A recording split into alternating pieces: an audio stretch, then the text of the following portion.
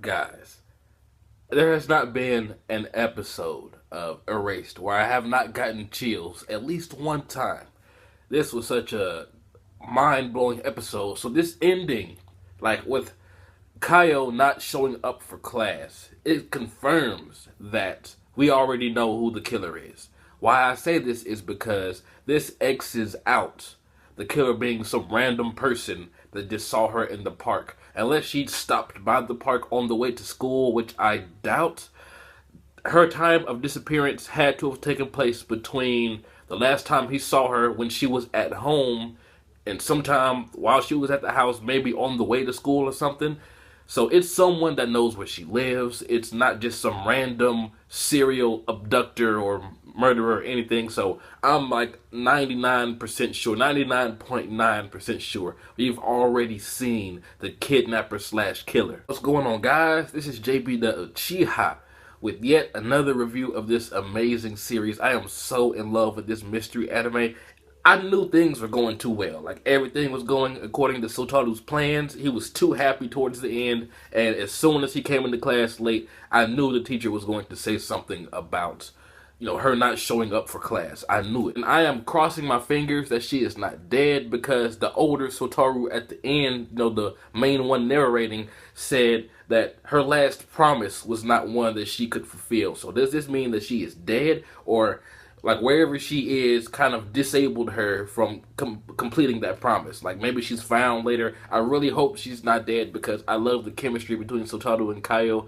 She's been through a lot. You can tell that she's been through hell, and she finally got friendship. And just seeing her tear up at her and Satoru's birthday party, having all those other kids be there for her, seeing her next to Satoru's mom and just hanging out, like it was a real heartwarming scene, seeing Kayo and his mom right next to each other, because we know in the future they're both dead. So just seeing them like that gave me hope that Satoru actually did change the future. The only thing that he did change was the time and the place, because the abductor, this confirms that the abductor has a motive other than just kidnapping random kids. This person, whoever did this, wanted Kayo, and specifically her, out of everyone else.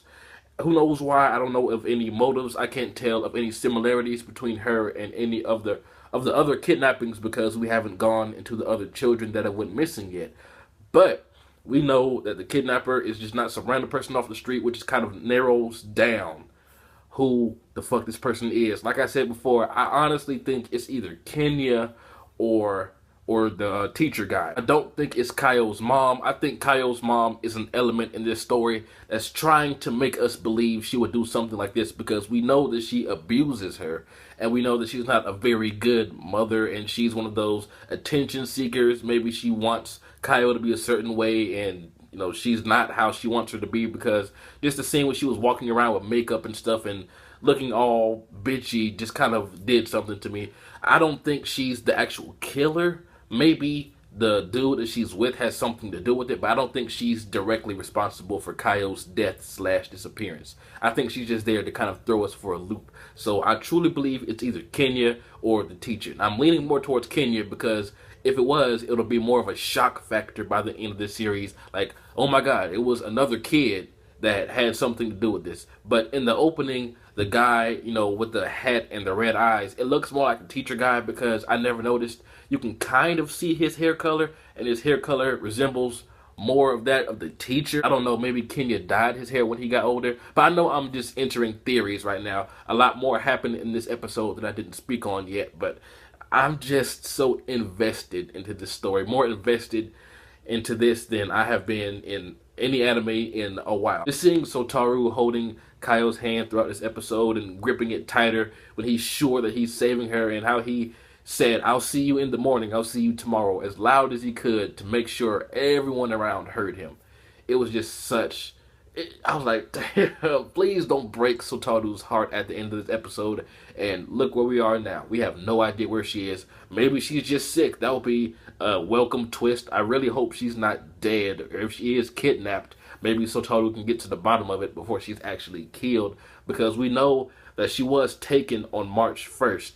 But we don't know exactly when she died, because it was said, I think, that she wasn't found until the snow was thawed out, so she could have been dead all that time, or she could have been, she could have died between March 1st and whenever the snow thawed out. So maybe she's just being held prisoner right now, and there's still a chance that she can be saved. I don't know, but Satoru, he is such a noble dude, man, and it's just hilarious seeing this 29-year-old man in a little kid's body actually getting feelings for this girl, because it started off as him just wanting to save her, but you can tell that they're going to be a thing if she survives and if he lives out these 18 years. Like how he called her pretty and all the things that he said to her that made him blush and her blush, and at the birthday party you can really tell that he likes her. So I'm very interested in seeing how this story is going to develop. I don't know what's going to happen next. I don't know who the killer is, but I know that we know who it is already. It's going to be like, oh my god, what the fuck kind of reveals at the end. And I like how Satoru started to doubt himself, like when he was at that place with Kayo and realized that he actually spoke to her back in the day at the same spot, and she said the exact same thing. He was like, am I really doing the right thing? Am I really changing the future right now? Because this shit feels the same. And then, ultimately the future did change, but not exactly how he wanted. So he doesn't need to try to keep her safe. He needs to try to figure out who's doing this. He needs to, I don't know how a kid is going to be able to become a detective to the point where he can find out, this serial kidnapping / murder, but he does have the mind of an adult. So I don't know what's going to happen.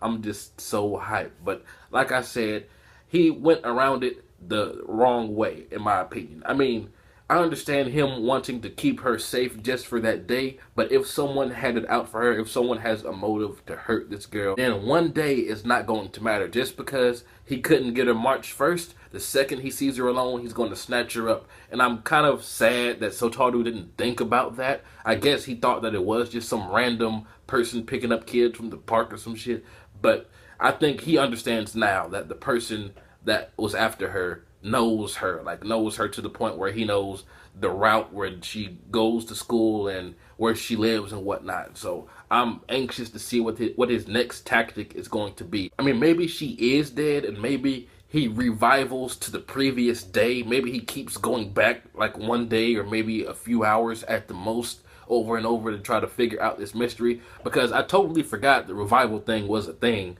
because we haven't seen it since the first episode really. But can he revival inside of a revival, because we know he was brought back because of this ability? So can he go back again while he's already back in time? I don't know. These are the questions that I want answered in this anime. But tell me what you guys think. Who do you think the killer is? At what point do you think she was actually abducted, if she is? Because I don't think this is just she's late for school or she's sick, although that will be a pretty hilarious plot twist and fuck you to us theorizing where she is right now. But tell me what you guys think down below. Anyway, this has been jbDAuchiha. Amazing episode, amazing series. I am digging this. I am in this for the long run. Anyway, like, comment, subscribe, and I'm out.